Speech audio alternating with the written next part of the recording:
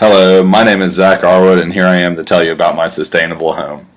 I chose my location in Dunlap, Tennessee because of the Sequatchie Valley, which has got a temperate climate and is good for farming. For energy for my house, I think that solar panels and geothermal heat pumps were the most efficient way to provide a sustainable energy for the home at a cost-effective price. Solar panels are initially fairly expensive, but in the long term, they save you a lot of money on your energy bills. So in the long term, they're worth the initial payment, as well as the geothermal pumps, which are very well used in a climate like a temperate climate like we are in Dunlap. So also for the water supply, we'll have rainwater collectors to provide water for the garden, as well as a drip irrigation from the wastewater used in the house that will also provide water throughout the garden and help keep all the crops well watered without wasting any unnecessary amounts of water.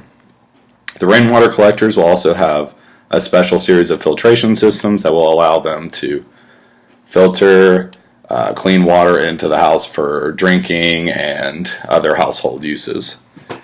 We used concrete and wood for this house, or lumber, but we used a special type of concrete that is made out of fly ash and slag that removes 1/5 of cement, so it's a little bit more eco-friendly than most normal concretes. The natural off-road lighting of the house and energy other than that, I wanted to use compact fluorescent light bulbs for the most part because those alone help cut back energy for the most part, as well as just as much natural lighting and windows as possible to allow maximum extent of the natural lighting.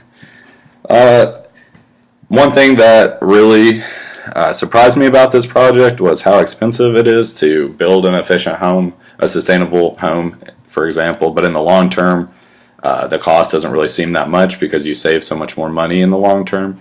So there's a positive income in the long run, but when you first have to build the house, it could be negative for how expensive some of the products cost to install.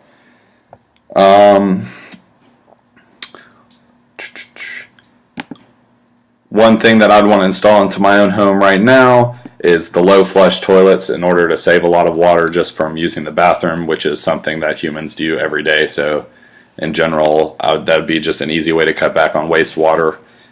And one thing that I learned is how the geothermal heat pumps work and how they're used in the area of Tennessee to begin with. And they use the heat from the ground to keep the house warm when it's in the winter, and they use the cold air also to circulate through the home and store for when it's summer and they need to use the cool air.